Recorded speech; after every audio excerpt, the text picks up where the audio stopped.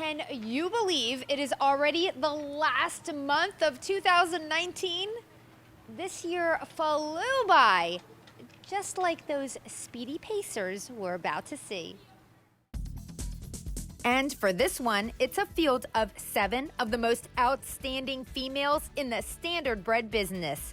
This invitational for fillies and mares goes behind the gate for a purse of $40,000 and includes the #1 horse in the country, the Harrington, Delaware resident, #7, Shartin. There goes Apple Bottom Jeans and Reclamation out for that lead. Toward the inside, Kissing in the Sand. Caveat Alley outside. Also out there, Shartin toward the rail. That's Delishka and getting away last. Diva's Image. They make their way around the first turn. Up to get the lead is Caveat Alley. Back to second, Apple Bottom Jeans. In third is Reclamation. Outside is Shartin. Can get in there fourth in front of Kissing in the Sand. They go by the quarter, 26 and 4/5. And on the outside, up to get the lead, Caveat Alley. Back to second, Apple Bottom Jeans. That's Reclamation third. Racing in there fourth, Shartin. Behind Shartin is Kissing in the Sand. Would like to follow Shartin and will. Toward the inside, that's Delishka. And at the end, Diva's Image. The pace is moderate as they make their way into that clubhouse turn. With Caveat Alley on top, it's a length and a half. Apple Bottom Jeans sits in second, followed by Reclamation. Here comes Shartin, followed by Kissing in the Sand. Then it's Delishka and Diva's Image, the half, 55 and 3.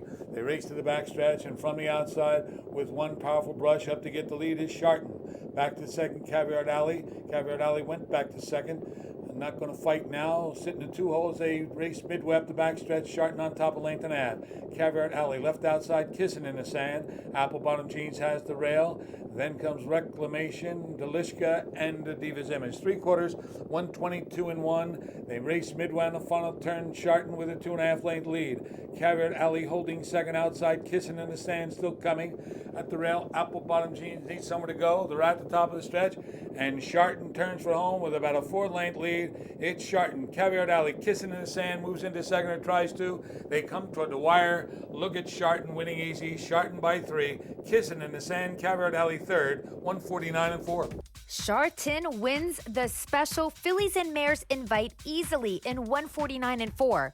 The 6-year-old mare, owned by Rich Palucci, Joanne Looney King, and Tim Tetrick, who of course is also her driver, has been a history-making mare for the past 2 seasons. And the best part, she lives right here in Delaware and is locally trained by Jim King Jr. Shartin recently ended her 2019 season with 19 starts, 15 wins, 3 seconds, and over $980,000 in earnings. Plus, she took a mark of 146 and 4, which is the fastest time for a standardbred female in the history of the sport.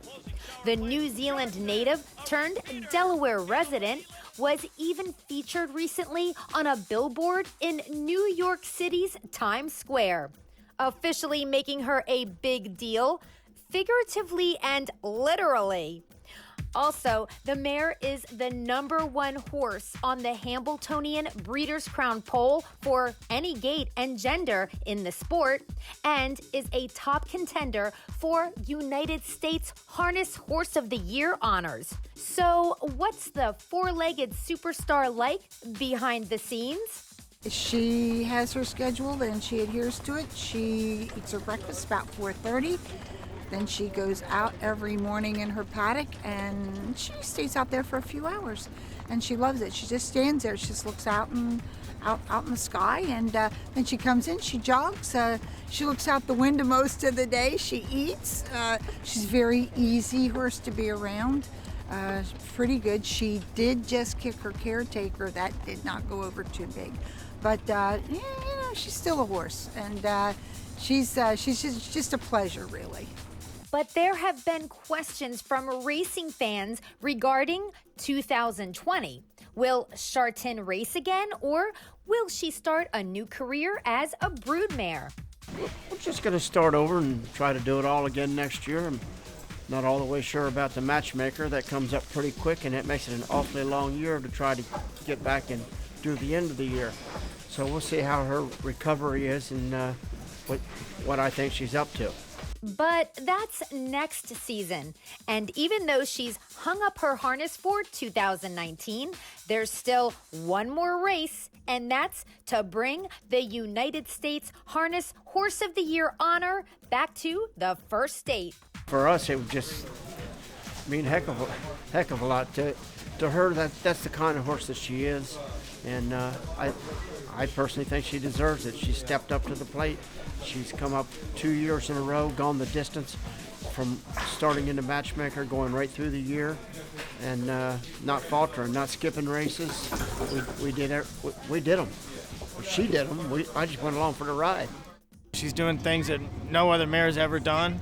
She's the fastest mare I've ever driven, and she just keeps adding to her bankroll. She's pretty special.